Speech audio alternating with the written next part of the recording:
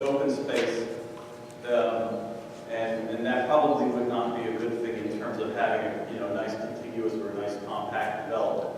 So the details of the plan are 41 new homes, an additional estate lot, and we're looking at essentially 71% open space in this development.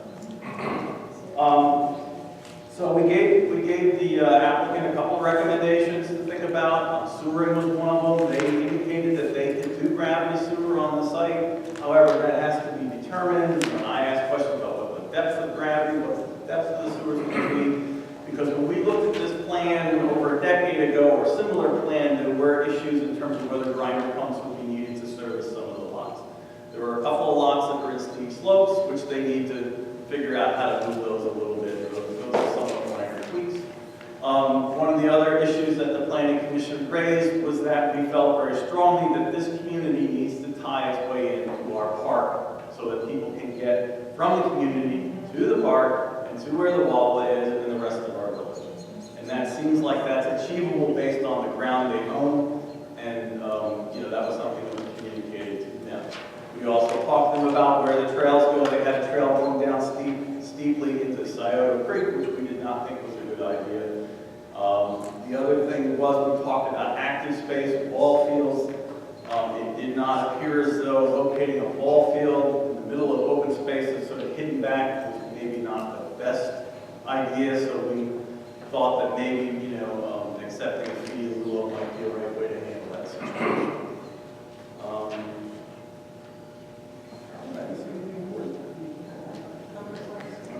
So basically, just to recap, this was a sketch plan. So the developer, our ordinance does not require a sketch plan. We strongly recommend it. So this is really our opportunity to look at the work with the developer, have an informal conversation, let him know where we're at as a planning commission, and then he or she can make the proper adjustments. And we felt strongly that we wanted to take the opportunity, because this developer could have gone right to preliminary, asked for conditional use and preliminary plans. And we felt we wanted to take advantage of this opportunity to give that developer some feedback. That said, at the end of the discussion, we spent some time talking about an alternative way of doing the development. That would be taking the new lots that would be created on 26 Little Road and moving them down the lot to a property that's owned by the Byrons. The Byrons are in attendance. So essentially it would be sort of a swap. Okay, you would have basically right now the proposed developments at the boundary of our R2. We would be bringing that closer to our village center, which makes an awful lot of sense. And so the developer agreed to discuss with the Byrons to see whether that was possible to make that happen. This planning commission strongly encouraged them to work together and look into that. It makes a whole lot of sense to try to keep your development closer to where the center of the town. And so I don't know what the end result of that is and how that's going to go, but that was a recommendation from the township. Next, we also had a presentation on landscaping ordinance that Julie Detweiler, our planner, did. She was showing us some concepts and ideas that the county has come up with. They're working on a sort of landscaping ordinance, but they're not complete with it, so she showed us elements of what the county is. As Warren suggested, we are as mentioned before, we're in the process of updating our subdivision land development ordinance in the landscaping section to do a better job to address some of the things that Warren has pointed out last meeting. I think Warren is going to come to our next meeting with some suggestions of how to do that. So we're looking forward to that on the 20th. Last but not least, we had a discussion, a prolonged discussion on the sewering issues for Melbourne. I had found out that we actually got a resident in our township who is the operations manager for Lower Salford Township Sewer Authority. And I invited him to come to our meeting and speak with us. This is somebody who's very familiar with operations, can talk intelligently about what works and what doesn't work. And we had a very good conversation. And after some discussion back and forth, perhaps this helps some supporting their decision.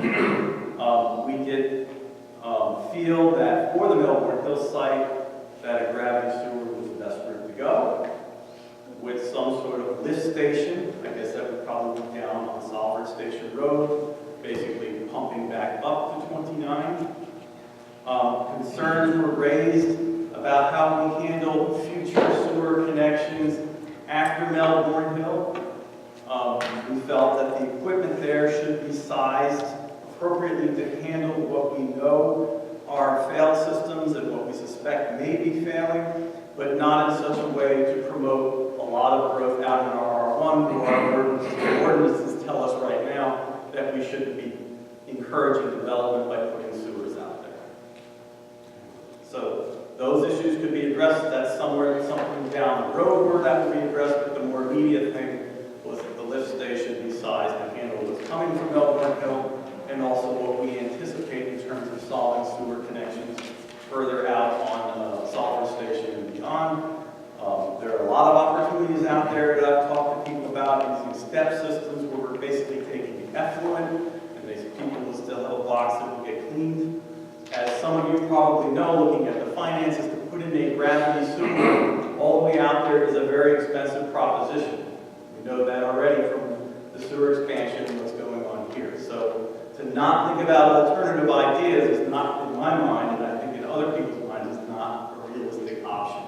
It's going to cost a lot of money. So if you want to start solving problems, you start looking at alternatives. So that was a recommendation of the Planning Commission. Any questions? Any questions from the audience? Yes, Brian. Yeah, question regarding the hockey property. Yeah. Did the developer talk about pricing, what kind of price point the houses were going to be at? Yeah, they did. What did they say, around mid-4s? Yeah. Something like that. We did ask for that.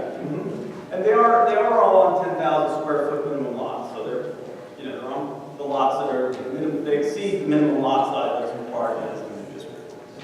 So again, we don't have a situation where they're asking for a whole lot of money. Any other questions? Great, thank you. Thank you.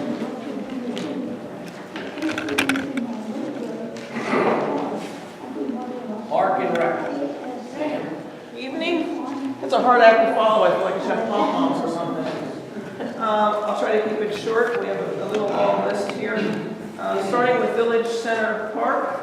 Last meeting, we voted on changing the name to Village Center Park, and the park board discussed it. We just want to clarify and recommend that the park include the circle, that they both are together.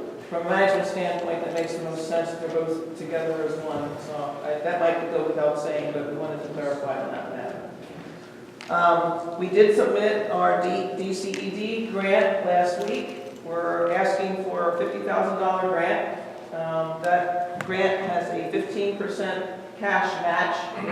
We have to hold the cash until the grant is awarded. So that puts us a little bit of a cash deficit.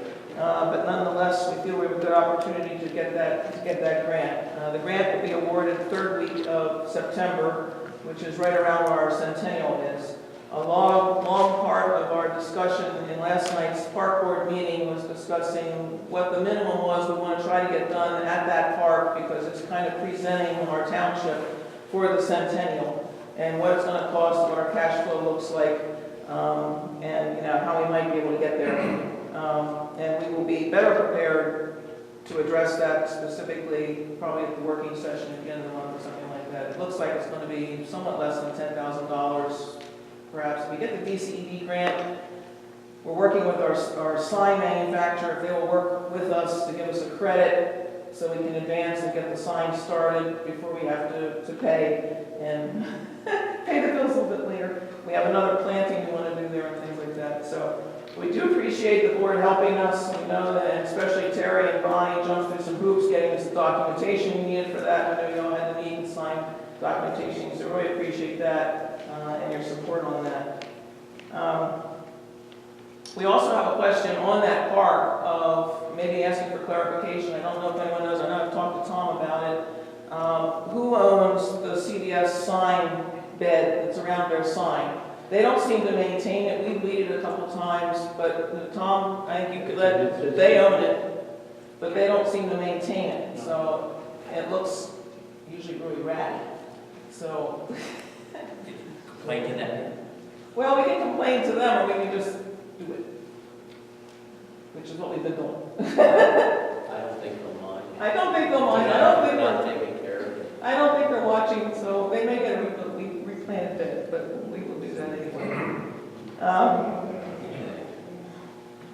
And on that matter, another matter on that budget, just one more note. You had previously approved moving $2,300 from the park board to the project, and apparently on the accounting that money has not moved to the project budget I yet. think if I can make a suggestion. Yes. Why don't we schedule a meeting, we sit down, we go over all the numbers. Okay, Okay.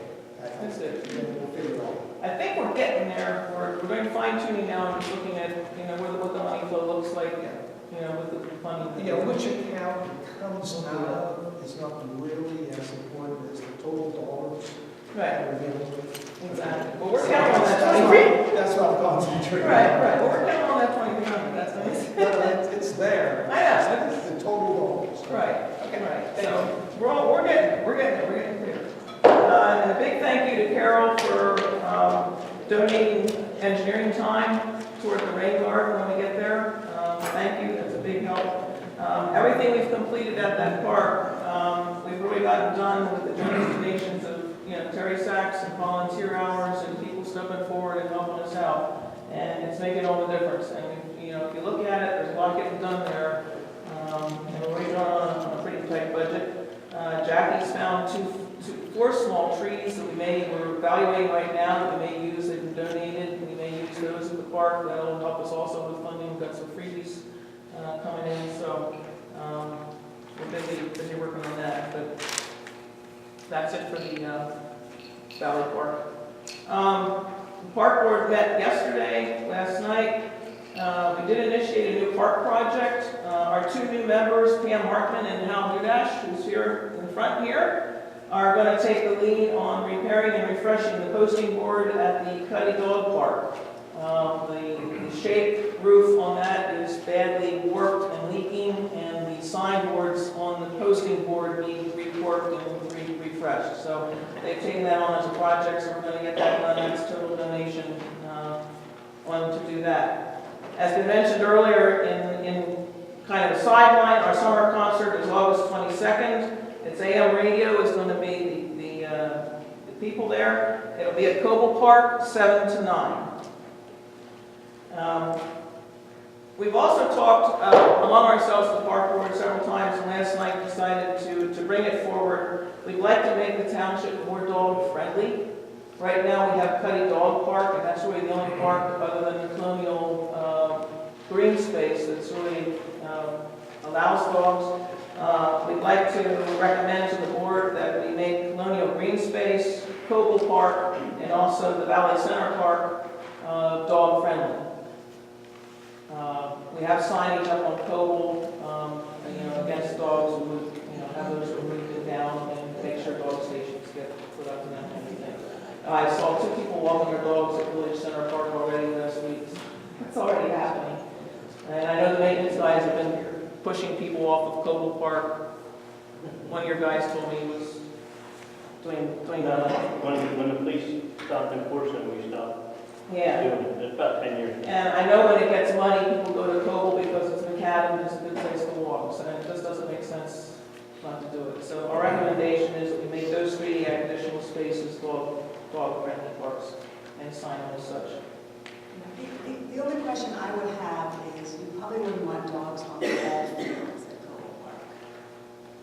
And you probably want to keep dogs and We can, their business off of the ball fields. right. We want them to pick up their business too. Yes. You're right. But we can, maybe a little signage there. And we also had a recommendation, since the park board and other committees in the township are doing work using the township website for public outreach and communication of what's going on and things, that we try to encourage public participation. And in those times when we're not advertising a meeting or some other special event, if perhaps just the kiosk out front of the township building just, said something like, stay in touch, see what's happening in the township or something, you go to lowerfrederick.org kind of thing, just a recommendation, just to kind of get the word out and put that up there. And we do have a centennial on September 28th. I did leave handouts on the table, and Bonnie also, when she gets a free minute, will get those posted up onto the website. There's a poster there explaining what the event is and what will be happening there. There's a donation form. This is an all-donation operation. It's all going on donations, supporting it. And we also have a chili cook-off. So if you're got a good chili recipe, sign up. Those forms are here on the table, but they'll also be up on our website for anyone who wants to sign up. And that's pretty much it. Did I forget anything, Donnelly? Just one more thing, thanks to Bill and Robin McGovern. If it rains,